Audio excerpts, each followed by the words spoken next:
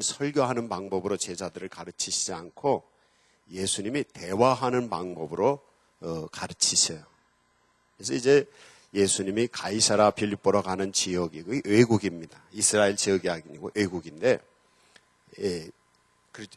그 예수님이 있던 데서는 설교 주로 했는데 외국에 여행을 가니까 여행하면서 제자들과 예수님과 이제 대화를 나눌 기회가 생겼습니다.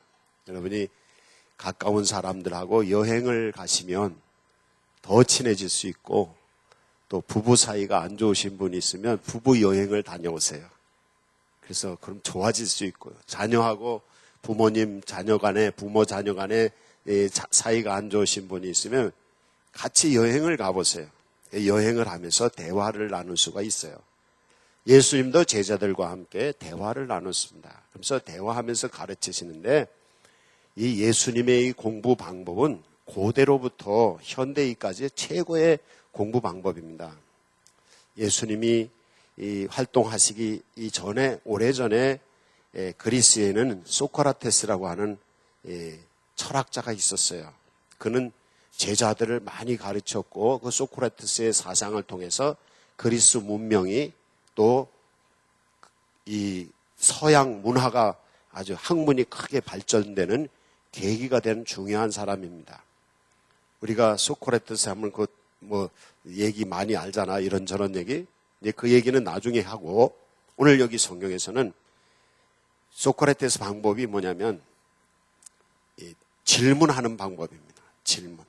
그래서 소크라테스에게 제자들이 오면 제자들이 와서 먼저 질문을 해요. 그러면 소크라테스가 다시 질문을 하는 거예요. 근데 이 방법은 동양에서 공자도 제자들을 가르칠 때 그런 비슷한 방법을 썼어요. 그래서 질문하는 방법. 그래서 공부하는데 가장 좋은 방법은 질문하는 방법입니다. 집에서 아이가 엄마한테 이건 뭐야? 그러면 엄마들이 처음에 이거 뭐다? 그럼 또 가서 이건 뭐야? 그럼 이거 뭐다? 그럼 뭐 하는데 쓰는 거야? 그럼 엄마가 한참 대답하다가 이제 막히면 어떻게 해요? 저리 가! 공부나 해! 가자! 그러고 그냥 내쳐버리잖아요. 그때부터 그 아이는 공부할 수 있는 마음, 탐구력이 닫혀버립니다. 그럼 그 다음부터는 이 아이는 공부 못하는 아이가 되는 거예요. 오히려 질문을 할 때 그냥 꼬박꼬박 대답에 질문을 다 해주면 그 아이는 마마보이가 되는 것이고요. 왜? 필요할 때마다 엄마한테 물어보면 엄마가 다 답을 주니까. 그래서 보통 엄마들이 이 예수님의 공부 방법, 옛날부터 고래 동서양의 현자들이 가르치던 이 공부 방법을 알지 못하던 사람들은 초장에 애들의 문을 닫아버려서 아예 탐구력을 잃어버리게 한다든지, 아니면 자기가 엄마가 원하는 걸 다 찾아다 주는 거예요. 그래서 완전히 아이를 마마보이로 만들었든지 이렇게 되는 거예요. 그래서 우스운 얘기가 있잖아요. 어떤 사람이 결혼을 했는데 결혼해가지고 엄마한테 전화를, 엄마 첫날 밤 어떻게 해야 돼? 가르쳐 달라고. 어떤 사람은 취직을 했는데 취직해가 출근해서 엄마한테 전화해서 이거 어떻게 하면 좋냐고. 어떤 사람은 대학에 갔는데 엄마가 대학까지 찾아와서 교수님을 만나러 왔어. 우리 아들 학점 어떻게 해달라고. 어떤 사람은 취직했는데 엄마가 회사까지 찾아와서 우리 아들 어떻게 해달라고. 이게 잘못된 교육 방법입니다.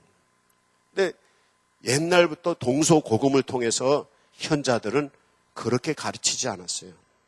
근데 우리가 이걸 모르기 때문에, 그런데 예수님도 어떻게 가르치셨냐면 질문하는 거예요.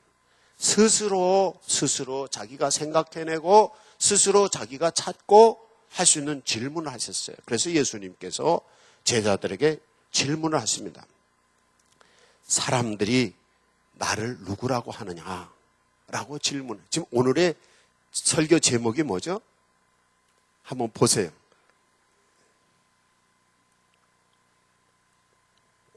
왜 대답을 안 하세요? 질문을 하실 때 제가 오늘 설교 제목이 뭐라고요? 예수님은 누구신가? 그래서 예수님이 누구신가에 대해서 배우는 거예요. 그래서 예수님께서 질문을 하신 거예요. 그래서 제자들에게 다른 사람들이 나를 누구라고 하느냐라고 예수님이 질문을 하셔요. 그래서 그 질문에 이 제자들이 다른 사람들 얘기를 이제 합니다. 그래서 어떤 사람은 예수님이 세례요한, 죽은 세례요한이 살아서 왔다고 합니다. 또 어떤 제자는 대답하기를 능력을 행하시니까 능력을 행한 구약 성경에 보면 기적을 가장 많이 베푸는 이 선지자는 엘리야 선지자잖아요. 그래서 예수님이 엘리야가 살아서 왔습니다. 엘리야는 불병거 타고 하늘로 올라간 사람이잖아요. 엘리야가 다시 왔다고 말합니다. 어떤 사람은 눈물의 선지자 에레미야 나라가 망할 거라고 그래서 회개하도록 촉구하고 예수님도 그랬거든요. 회개하고 나라가 망하니까 회개하라고. 그래서 예수님은 에레미야라고 말합니다. 또 그 외에 가장 1순위는 세례요한, 2순위는 누구? 엘리야, 3순위는 예레미야. 그 다음에 나머지 선지자들도 여러 선지자들 있죠. 이사야도 있고 요엘도 있고 뭐 많이 있잖아요. 그런 선지자 중에 한 사람이라고 사람들이 얘기를 합니다. 라고 얘기를 해요. 공부 방법의 첫 번째 단계 요겁니다. 다른 사람들은 뭐라고 말하는가? 다른 사람들은 뭐라고 말하는가? 그래서 여러 사람이 한 얘기를 찾는 거예요. 이걸 이제 공부할 때 리서치, 조사, 관찰한다 그러는데 자료들을 모으는 겁니다. 그래서 다른 사람들이 경험한 것을 가지고 알고 쓰고 한 것, 얘기하는 것들을 모아오는 거예요. 근데 거기에는 정답도 있지만 잘못된 답도 많습니다. 요즘은 정보화 시대라고 하잖아요. 인터넷에 보면 수없이 지식 정보들이 들어있지만 거의 제 생각에는 한 60, 70%는 거짓입니다. 인터넷에 들어있는. 그 인터넷에서 돌아다니는 이걸 다 진실로 받아들이면 잘못된 왜곡된 지식을 갖게 돼 있어요. 왜? 누구든지 쓸 수 있어요. 인터넷은. 아무나 쓸 수 있어요. 근데 잘 알지도 못하면서 쓴 사람들이 너무 많다는 거예요. 그러니까 인터넷에서 뭘 찾으려고 할 때 그 찾으면 그걸 가지고 참과 거짓을 찾아야 됩니다. 어떤 것은 참이고 어떤 것은 거짓인가. 이 참과 거짓을 구별하지 못하면 이제 오류에 빠지게 됩니다. 왜곡된 지식을 갖게 되고 거짓과 허구에 빠지는 거예요. 요새 많은 사람들이 사기를 당하잖아요. 텔레뱅킹이란 전화를 와가지고 할 때 전화에 사기당하고 어떤 사람 인터넷에서 했다가 사기당하고 이러잖아요. 왜냐하면 참과 거짓을 구분하지 못하기 때문에. 지혜가 뭐냐 하면 참과 거짓을 구별하는 것입니다. 예수님이 제자들에게 질문하면서 사람들은 나를 누구냐고 할 때 그 사람들이 하는 얘기가 여기 보면 답이 있을까요? 없을까요? 답이 없었어요. 예수님은 세례 요한도 아니요. 예수님은 엘리야도 아니요. 예레미야도 아니셨어요. 그래서 다들 예수님이 누구냐고 할 때 사람들이 우리가 공부할 때 자료를 모으는 겁니다. 사람들이 한 얘기. 그렇지만 그걸 100% 믿으면 안 돼요. 거기는 참도 있고 거짓이 있다는 걸 알고 지혜를 가지고 참과 거짓을 구분을 해야 됩니다. 그렇지 않으면 사기당할 수 있어요. 세상은 거짓으로 만들어진 세상이고 사람들은 죄악에 가득 찬 사람들이기 때문에 거짓말을 하는 사람들이 수없이 많아요. 그렇기 때문에 많은 얘기들을 참과 거짓을 구분하는 지혜를 갖는 거. 요게 뭐냐면 공부하는 것입니다. 그래서 학교에서 공부를 얘기할 때 이렇게 얘기를 해요. 뭐라고 하냐면 선경험이라고 해요. 선경험. 이게 뭐냐면 다른 사람들이 경험한 것을 책을 통해서 나는 경험하지 않으면서 다른 사람들이 경험한 것을 미리 땡겨 가져오는 거예요. 그렇잖아요. 한 번 된통 당한 사람, 사기당한 사람은 그 다음부터 어떻게 조심하지. 그런 것처럼 직접 그런 사기 당해보지 않아도 다른 사람들이 어떻게 돼서 사기 당했다더라. 그런 걸 공부를 통해서 알고 있는 사람은 딱 누가 어떻게 하는 거 보면 이거 사기치는군 알 수 있는 거죠. 이게 선경험이에요. 그래서 공부를 하는 이유는 뭐냐면 참과 거짓을 구분할 뿐 아니라 그 참이라 하더라도 그 참이라 하더라도 그 참된 것이 나에게 어떤 유익을 가져다 주는지를 또 구별할 수 있는, 분별할 수 있는 이 지혜, 통찰력과 분별력이, 이 지혜를 갖는 것이 공부하는 거예요. 그게 예수님이 제자들에게 질문을 하는 거예요. 그래서 나를 누구라 하냐? 그래서 막 대답을 합니다. 근데 거기에 답이 있어요, 없어요? 없었어요. 그래서 이번에 두 번째 예수님이 질문을 하십니다. 뭐라고 질문을 하시냐면, 그러면 너희는 나를 누구라고 하느냐? 라고 질문을 하세요. 그랬더니 예수님의 12 제자 중에 사도 베드로가 대답을 합니다. 주는 그리스도시요 살아계신 하나님의 아들이시니다 라고 대답을 해요. 그랬더니 예수님이 너무 기뻐하시면서 이제 너가 이 복 있는 사람이다 라고 표현을 하세요.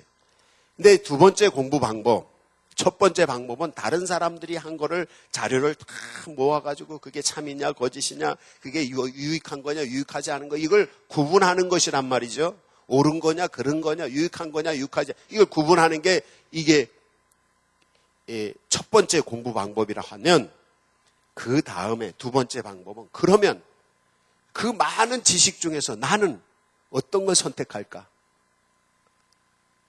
내게 어떤 게 될 걸까?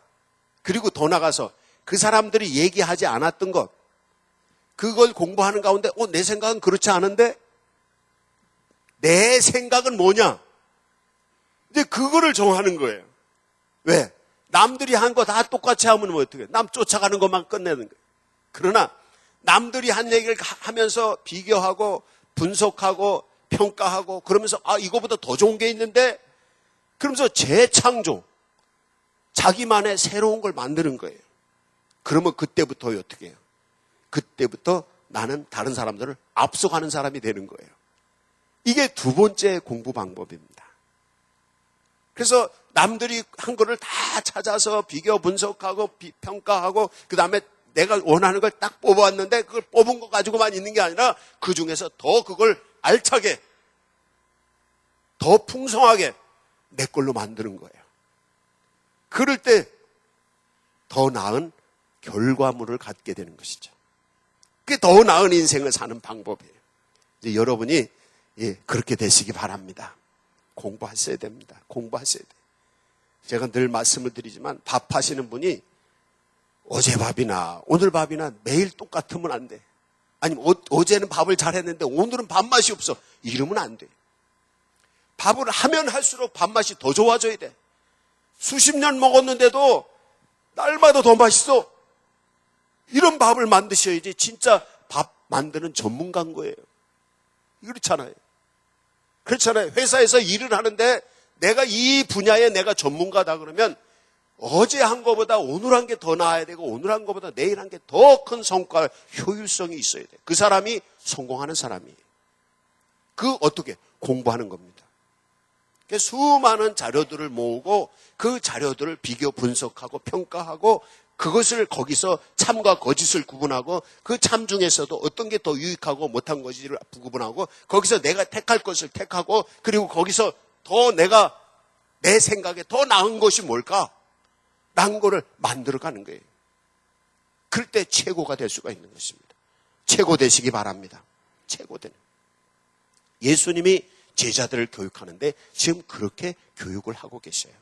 그래서 다른 사람들의 얘기에는 예수님에 대한 답이 없었어요.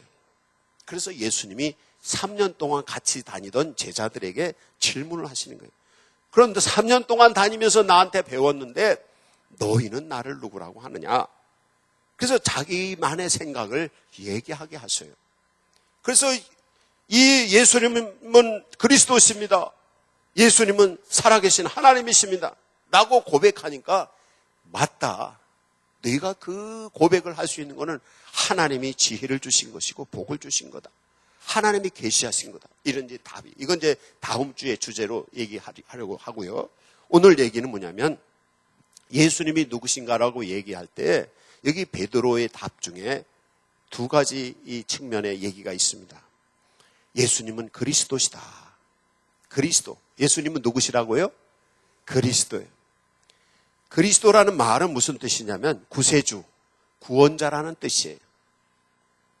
어려움에 빠져 있는 사람, 그 사람 거기서 건져줘. 그분이 예수님이라는 거예요. 물에 빠진 사람을 건지면 그게 구원자예요. 또 죄 가운데서 지옥 갈 사람, 그 지옥 갈 사람을 그 죄에서 건져줘요. 예수님은 구원자십니다. 그리고 예수님은 살아계신 하나님의 아들이십니다 라고 대답을 해요. 근데 이 살아계신 하나님의 아들이라는 뜻은 무슨 뜻인가 하면 하나님이 인간이 되어서 오신 분이다. 그래서 예수님이 누군가를 객관적으로 얘기할 때는 두 가지 답입니다. 예수님은 모든 사람들을 구원하시는 분이다. 그리스도다. 예수님은 하나님이 인간이 되어서 이 세상에 와 계시는 분이다. 이 두 가지 답입니다. 그런데 이 객관적인 답으로 베드로는 머무러 있지 않았습니다. 이제 그 다음 단계가 중요한 거예요. 뭐냐면 여기 주는 그리스도시요 살아계신 하나님의 아들이십니다 라고 할 때 그냥 옛날에 2000년 전에 십자가에 달려 죽으신 예수님하고 나하고 무슨 상관이 있어요? 아니 하나님이 인간이 돼서 오셨는데 나하고 무슨 상관이 있어요? 상관이 없으면 믿을 이유도 없잖아요. 그렇잖아요. 2000년 전에 인간이 돼서 오시고 그 오신 분이 나와 무슨 상관이 있어야 될 거 아니에요. 그리고 그분이 나를 위해서 죽으셨다는 관계가 있어야 될 거 아니에요. 이 관계를 형성하는 거예요. 그래서 여기 베드로는 말하기를 예수님을 나의 주인입니다 라고 고백을 합니다. 주는이라고 고백을 해요. 이거 주님과 나와 관계가 있습니다. 이제 여러분이 예수님이 누구냐? 그래서 사람들이 물어보면 예수님은 하나님이 인간을 구원하기 위해서 이 세상에 오신 분이야. 예수님은 우리의 죄를 용서하시기 위해서 십자가에 달려 죽으셔서 우리를 죄로부터 구원하시고 지옥 갈 사람을 천국 가게 하시고 이 세상의 질병으로부터 구원하시고 가난으로부터 구원하시고 인생의 불행으로부터 행복한 사람으로 구원하시는 분이야 라고 얘기할 수 있습니다. 그러나 그거 가지고는 100점 답이 못 됩니다. 왜? 사람을 구원하시는 예수님이 나를 안 구원하시면 어떡해요? 중요한 건 내가 구원받는 게 중요하고 그리고 내 말을 듣고 있는 그 사람이 구원을 받는 게 중요한 거죠. 그래서 여기서 뭐냐면 나를 구원하시는 분이야 라는 답이 필요합니다. 여기 베드로가 이 고백을 하는 것은 신앙 고백의 기초인데 하나님과 나와의 관계가 형성이 되는데 예수님은 나를 구원하시는 분이야. 그럼 나는 예수님에 의해서 구원받은 자야. 이겁니다. 이제 예수님을 구원자로 그리스도로 믿으시기 바랍니다. 이 믿는 사람들은 하나님과 언약이 맺어지는 거예요. 언약이. 그래서 하나님은 우리를 구원하시는 분 그리고 나는 하나님께 은혜를 입어서 하나님의 은혜로 구원받은 사람. 요게 맺어지는 것입니다. 예를 들어서 결혼을 한다고 쳐요. 결혼을 하는데 남자 여자가 우리 결혼합시다 하면 이제 프로포즈를 해서 남자가 우리 결혼합시다. 그럼 여자가 예 우리 결혼합시다. 그래서 서로 약속을 했어. 약속을 하고 동사무소에 가서 혼인신고했어. 그럼 그 사람은 뭐예요? 부부입니다. 어떤 사람은 결혼식은 그럴듯하게 했는데 혼인신고를 안 했어. 그러면 법적으로 부부의 아니에요. 아닌 거예요. 바로 예수님은 나의 그리스도십니다. 예수님 나의 구주십니다. 나는 예수님의 은혜로 구원받은 하나님의 백성입니다. 이 언약이 있어야 됩니다.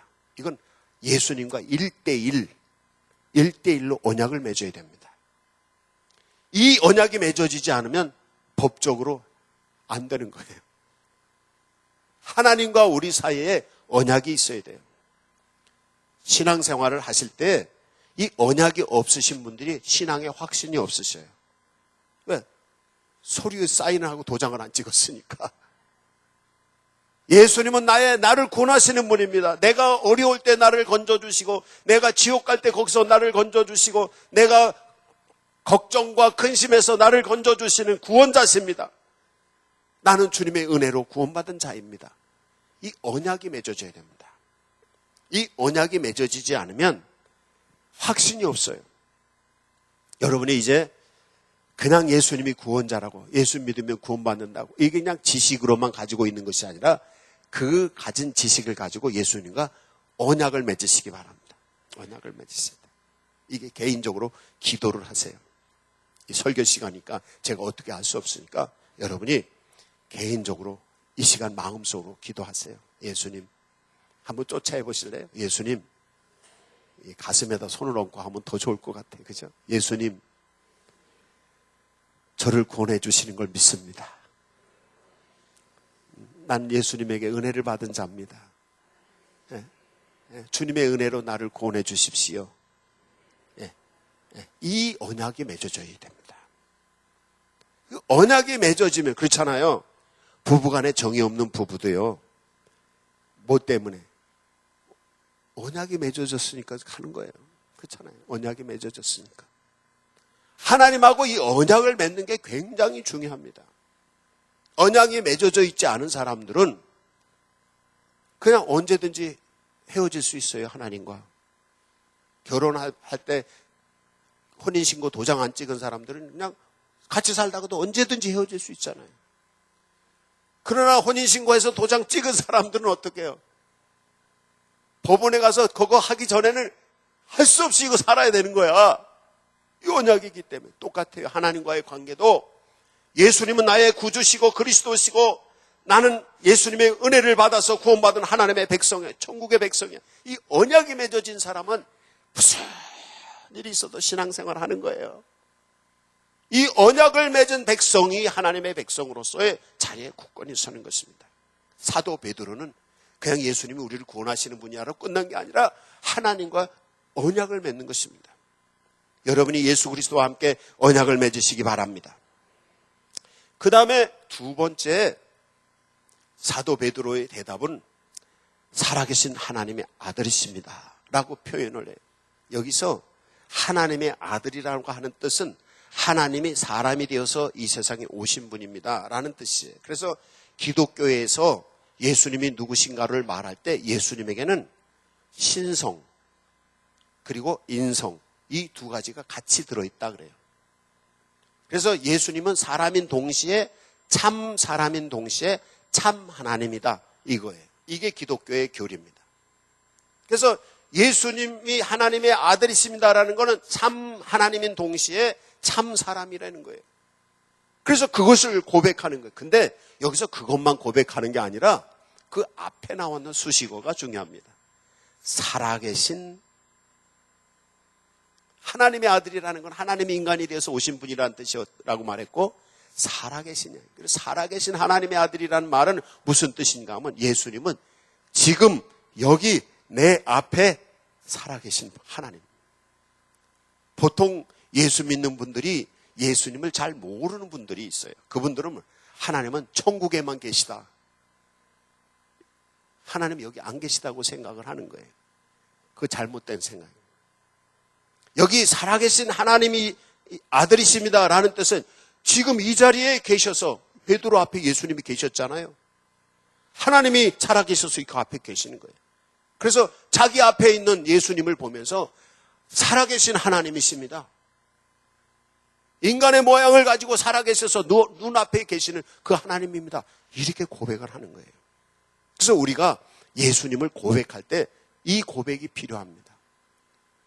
아까 얘기했던 예수님은 구원자십니다. 나를 구원하시는 분입니다. 주님의 은혜로 나를 구원해 주셨습니다. 나를 앞으로도 구원해 주실 것입니다. 어렵고 힘든 일이 있을 때 주님이 나를 구원해 주실 것입니다. 이 언약을 맺는 것이고요. 그 다음에 두 번째, 예수님은 살아계십니다. 어디든지 안 계신 곳이 없으신 하나님, 무소부지하신 하나님, 어디든지 계셔서 거기서 계시는 거예요. 그리고 우리 앞에 계시는 거예요. 그래서 내 앞에 지금 여기 계셔서 함께 계시는 그 하나님입니다.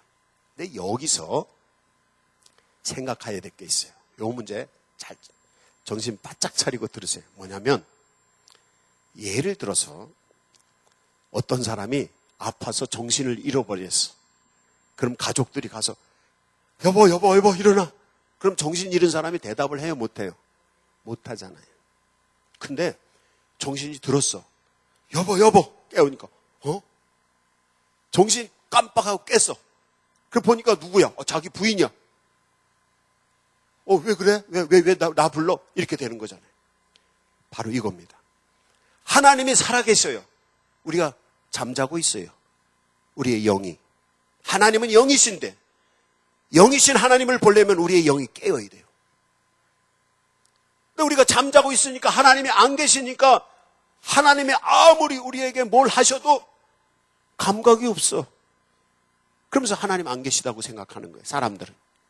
즉 여기서 살아계신 하나님을 만나는 이 은혜가 여러분에게 임하기를 원합니다. 이게 필요합니다. 많은 분들이 신앙 고백을 간증을 할 때 보면 나 예수님을 만났다고 그렇게 얘기하는 분들, 나 예수님을 만났다고. 감리교회가 시작될 때 감리교회 창시자인 존 웨슬리도 하나님을 만나는 체험을 했어요. 그래서 감리교회의 중요한 그 신학적 그 테마 중에 4가지가 있는데 성서, 전통, 이성, 체험, 이 4가지를 얘기해요. 체험을 얘기해요. 이성적으로 생각으로만 하나님이 계시다가 아니라 생각으로 계시던 하나님이 계시면 실제 만났느냐, 이게 중요한 거예요. 이 살아계신 하나님을 만날 수 있는 방법이 뭐냐면 우리의 영이 깨어 있어야 된다는 거죠. 그래서 성경에 보면 깨어 있어 성령 안에서 기도하라. 깨어서 항상 기도하라. 깨는 게 뭐냐면 내 영이 깨어 있어야 돼요. 영혼이 깨어 있지 못한 사람은 감각이 없는 거예요. 설교를 해도 어떤 분들은 못 알아듣는 분이 많아요. 왜? 깨어 있지 않으니까. 우리가 학교에서 공부를 한다든지 어디 가서 무슨 일을 할 때 뭐냐면 여행을 할 때도 그래요. 아는 대로 보고 아는 대로 배운다는 거예요. 아무것도 모르는 사람이 대학교 가서 교수님이 얘기하는 거 하면 무슨 얘기인지 알아들을까 모를까? 못 알아듣는 거예요. 그러나 아무것도 못한 사람이 초등학교 들어가서 초등학교 선생님이 얘기하면 알아들어요, 못 들어요? 알아듣지. 초등학교 선생님이 거기 다 초등교육을 하니까. 근데 초등학교 공부를 다 마치고 중학교 가서, 그리고 중학교 가면 이제 선생님은 중학교 조금 급수를 높이지만 어떻게 초등학교 때 거 기초로 해서 조금 이렇게 어렵게 가르치면 또 다 알아듣는단 말이에요. 또 중학교 졸업하고 고등학교 가면 조금 수준을 높이지만 또 알아듣게 한다고. 그래서 나중에 올라가면 석사 박사가 돼도 남이 하는 얘기를 왜? 알고 있으니까. 깨어 있으니까. 지적으로 깨어 있으니까. 하나님을 아는 일에는 영적으로 깨어 있어야 됩니다. 여러분의 영혼이 깨어 있길 바랍니다. 그래야지 살아계신 하나님을 만나는 거예요. 예수님은 나를 구원하시는 분, 이 언약을 맺고 예수님은 지금 내 앞에 나와 함께 계시고 내 안에 계시고 내 모든 삶 속에서 살아계셔서 역사하시는 하나님, 이 하나님을 만나려면 그분을 만날 뿐 아니라 그분과 계속 지속적으로 교제하며 교통하며 주님과 함께 주의 이끌리심을 따라서 말씀을 따라서 하나님의 지혜와 능력을 가지고 살아가려면 내가 깨어 있어야 된다는 거죠. 그 예수 믿는 사람들의 첫 번째, 예수 그리스도가 나의 구주시라고 그리스도라고 믿는 사람들은 하나님의 백성이 되는 것이죠. 그러나 그거 가지고 안 돼. 하나님의 백성이 되었으면 하나님과 계속적으로 교통하고 교제하고 하나님의 능력을 받아야 될 거 아니야. 예수 믿는 사람들이 능력을 얻고 하나님의 능력을 얻고 하나님의 지혜를 얻고 하나님의 생명을 얻고 하나님의 은혜 안에 살아가지 못하는 이유가 뭐냐면 영혼이 깨어 있어서 살아계신 하나님을 만나지 못하기 때문입니다. 내 영혼이 깨어 있어서 하나님과 영적으로 교제하고 교통하지 못하니까 하나님이 가지고 계신 무한한 지식, 무한한 지혜, 하나님이 계신 무한한 능력이 우리 안에 없는 거예요. 여러분이 이 두 번째 단계로 올라가셔야 됩니다. 예수님은 나를 구원하셔서 나를 구원하시는 하나님이라고 믿을 뿐 아니라 하나님, 우리의 영이 깨어 있어서 하나님을 만나서 하나님과 함께 있어서 하나님이 지금 여기 계셔서 내가 잠잘 때든지 일을 할 때든지 밥 먹을 때든지 어디 갈 때든지 거기 계셔서 전지전능하신 하나님이 생명의 하나님께서 역사하시는 이 능력을 힘입니 이건 축복입니다. 이게 그리스도인의 삶인 것이죠. 여러분이 그렇게 되시기 바랍니다. 이렇게. 우리 결혼합시다. 약속했어. 혼인신고까지 다 했어. 근데 같이 안 살아. 애기 낳아요? 못 낳아? 못 낳는 거죠. 아무리 법적으로 부부래도 똑같아. 예수님 나의 구주십니다. 고백했어. 예수님 언약 맺었어. 예수님을 만난 적도 없어. 한번 딱 만나고 그냥 만나죠. 생명이 없는 거예요. 그 사람에게 생명이 없어. 능력이 없어. 축복이 없어요. 그리스도인이 축복받지 못하는 이유는 바로 이 문제입니다. 하나님은 힘이 없어서 우리를 돕지 않으시는 것이 아닙니다. 하나님이 지식이 부족해서 우리를 돕지 않으시는 것이 아닙니다. 문제는 우리의 영혼이 잠자고 있어서 하나님을 알지도 못하고 깨닫지도 못하고 하나님의 은혜를 잊지 못하기 때문에 그렇게 되는 것입니다. 하나님의 은혜를 향해서 지금 내 앞에 살아계신 하나님, 내 영혼을 깨워주셔서 나를 만나 주십시오. 내 안에 계십시오. 라고 기도합니다. 그때 주님이 오시는 거예요. 그때 하나님의 능력이 나타나는 거예요. 이 능력의 성도들이 되시기를 바랍니다. 네, 세 번째. 뭐냐 하면 제가 맨 앞에, 베드로는 맨 앞에 주는이라고 표현했는데 그걸 뒤로 갖다 놨어요. 주는. 이 주는이라고 하는 말이 무슨 뜻이라고 그랬죠? 주인이라는 뜻, 주인. 예수님은 나의 주인이십니다. 그러면 예수님이 나의 주인이시면 난 뭐예요? 예수님의 종입니다. 종을 다른 말로 뭐라고 그래요? 노예. 난 예수님의 노예입니다. 이제 여기서 많은 분들이 걸려요. 자존심. 그죠? 자존심. 종이 되려면 굴복을 해야 됩니다. 우리가 영화 같은 데 보면 베너 영화 보면 베너가 예루살렘에서 귀족이었는데 노예로 팔려가잖아요. 노예로 팔려가지고 막 채찍을 때리고 막 당하잖아요. 굴복하지 않으면 죽어요. 그래서 우리가 하나님 앞에 하나님이 주인입니다라고 했을 때는 이건 사실은 내가 굴복해서 나를 부정하고 나는 없어. 내가 죽고 욕심도 죽고 자존심도 죽고 다 죽어. 주님은 나의 주인이십니다. 이 몸도 주님 것입니다. 내 영혼도 주님 것입니다. 내 물질도 주님 것입니다. 내 가정도 주님 것입니다. 내 인생 다 주님 것. 이 말이 쉽지 않습니다. 많은 성도들이 여기서 맥혀버려요.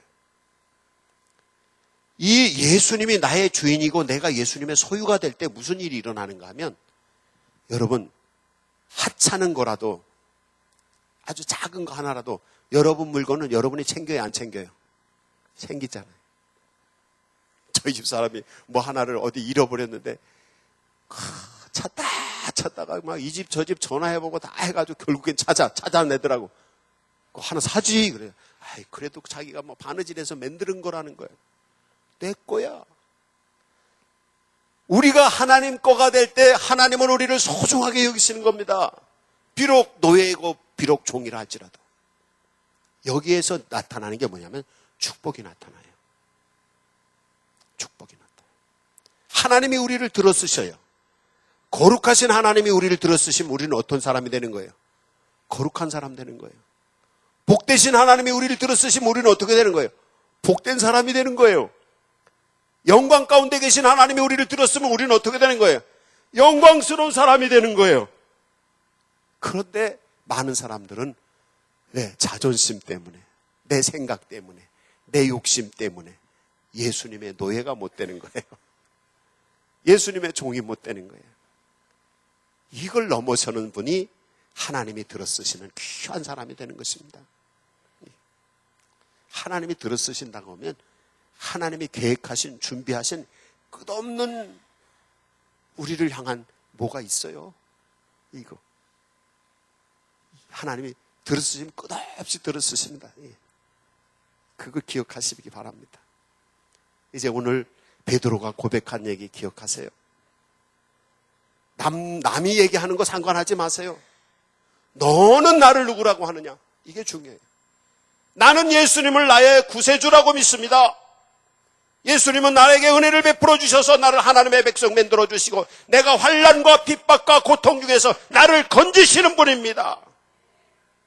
예수님은 지금 여기 계셔서 살아계셔서 나와 함께 하시고 내게 생명을 주시고 내게 능력을 주시고 내게 지혜를 주시고 내게 평안을 주시고 내게 행복의 길을 만들어 주시는 하나님이십니다. 나의 하나님이십니다. 예수님 나의 주인이십니다. 나 주님께 다 맡겼습니다. 내 인생 주님께 맡겼습니다. 주님이 내 인생에 계획하시고 준비하신 대로 거룩하고 복된 인생으로 나를 써주십시오. 그냥 믿고 순종하겠습니다. 노예처럼, 종처럼. 주님이 하라는 대로 믿고 순종하고 가겠습니다. 그 사람 하나님이 들어쓰시는 거예요. 이제 하나님과 여러분 간에 언약을 맺으십시오. 영혼을 깨워서 살아계신 하나님을 만나십시오. 그리고 하나님 앞에 굴복하십시오. 주님이 여러분에게 끝없이 한없이 축복하실 수 있도록 하세요. 하나님이 끝없이 역사할 수 있도록, 하나님이 끝없이 복을 주실 수 있도록 그렇게 굴복을 한번 해보세요. 인생은 한 번으로 끝나는 게 아닙니다. 올라가고 계속 올라가는 거예요. 비행기가 올라뜨는 것처럼 비상하셔야 돼요. 계속 올라가야 돼요. 추락하는 인생 되지 마시고요. 하나님이 종이 돼서 하나님께 굴복해서 하나님께 붙잡힌 사람은 하나님이 들어쓰시면 계속 거룩하고 복된 길로 비상하는 것입니다. 주님 나의 주인이시오. 주님 나의 그리스도시요. 주님은 지금 여기 계셔서 나와 함께 하시는 하나님이시오. 이 고백을 잃지 마세요. 이때 하나님의 역사하심과 놀라운 은총이 우리 안에 임하는 것입니다. 이 은혜가 여러분 가운데 영원히 함께 하시기 바랍니다. 응답에 기도하세요. 이 세 가지 기도하십시오. 각자 기도하시기 바랍니다.